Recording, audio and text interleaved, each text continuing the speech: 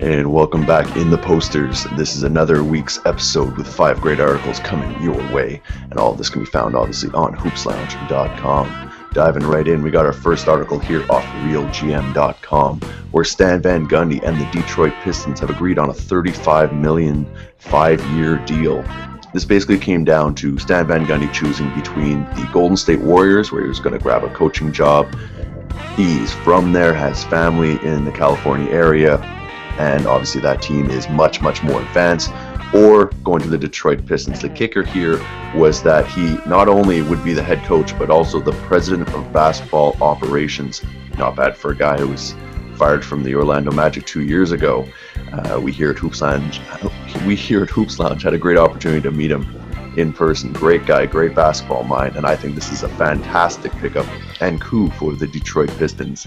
I mean, when we looked at what he did with Dwight Howard and some players who weren't necessarily, top tier talent in Orlando, and translating that to a team with a young and up and coming center, kind of like Dwight Howard, in Andre Drummond, and some nice young pieces. They have to deal with that Josh Smith situation, but I think he'll rectify that pretty quickly. So this is a great coup for the Detroit Pistons, and I think their fans will really enjoy this. And I can really see some future ahead. I mean, in the Eastern Conference, obviously, you have a quicker chance of jumping up that conference ladder, and I think he'll take the. And they've been, although they are big shoes to fill from Joe Dumars, but I think Stan the Man is the guy to do it. The second article here off Grantland, just talking the Washington School of Witchcraft and Wizardry. This is basically talking about Bradley Beal and a little bit of John Wall and that backcourt. That is the mainstay for the Washington Wizards. The Washington Wizards obviously have a nice front court with the name Gortat, but it is that backcourt who will be the future of this team. So John Wall gets most of the hype, but Bradley Beal, who was the 3rd overall pick not long ago, deserves a lot of credit. And this is a nice breakdown from Zach Lowe on a lot of his potential, a lot of how he scores, how he moves without the ball, and he's a very heady player. So check this out, great read, lots of nice little videos. Bradley Beal and the Washington Wizards. Third article here, we have Grievous Vasquez, who says, this one's off Bleacher Report, Grievous Vasquez says that Kevin Durant will lead the Raptors to an NBA title someday. This stemming off Grievous Vasquez having played high school ball with Kevin Durant. It's a little bit interesting because in the season of 2016, Kevin Durant could theoretically become a free agent, but after that MVP speech, I'm not sure if we're going to see this guy leave OKC. If they continue losing and the management there don't make the necessary changes, obviously by that point he's going to be about 27, 28 years old, so he's going to want those rings. Now, if Toronto can have the cap space and develop young players, it'd be interesting. It would set quite the precedent in my mind to have a superstar of this magnitude go to Toronto in their own will. I mean, we had guys like Rudy Gay come in and Vince Carter, but that was traded for and that was drafted.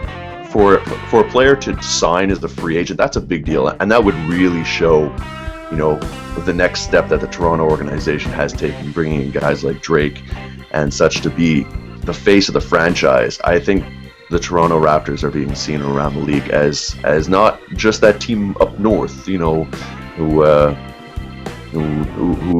loses every game, but this is going to be a team that's on the up and up. I don't know if I see this happening, especially since Grievous Vasquez isn't even guaranteed to be around at that time.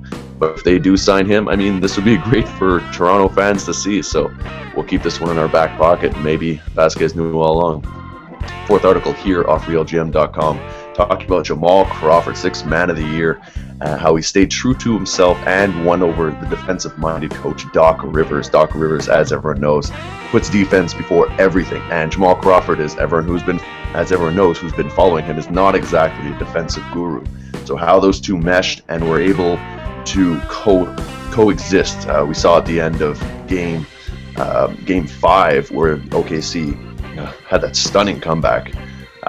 Doc Rivers was telling Jamal Crawford, you need to take control of this game because he knows when he gets hot, he's one of the most dynamic offensive players in the league, almost unguardable. And, his defense has stepped up a little bit, and he's an integral part of that Los Angeles Clippers team. And the fifth and final article here, off Globe and Mail talks about Masai Ujiri basically giving a heartfelt speech on bringing back the nearly 300 girls who were kidnapped in Nigeria.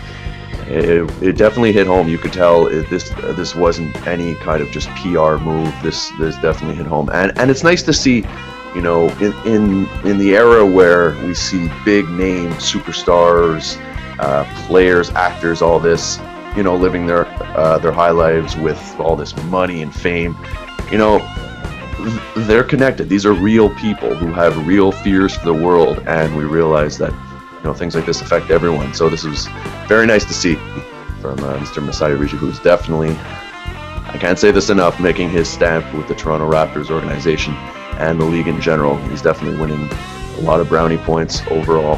And so that has been the 5 articles this week. You can catch all of our stuff here on hoopslounge.com. A couple nice, great articles.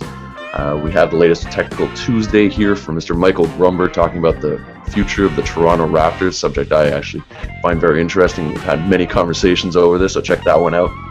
And check all of our other videos that we've posted. Our Hoops Lounge, our 50th show, we had that one not too recently ago, and that was a really good show talking about potential coaching changes and such. Stan Van Gundy's name came up, so obviously a little precursor to the latest news. So keep up with that and more, and as always, check out all of our social media, Twitter, Facebook, and YouTube /The Hoops Lounge, and we'll catch you next time.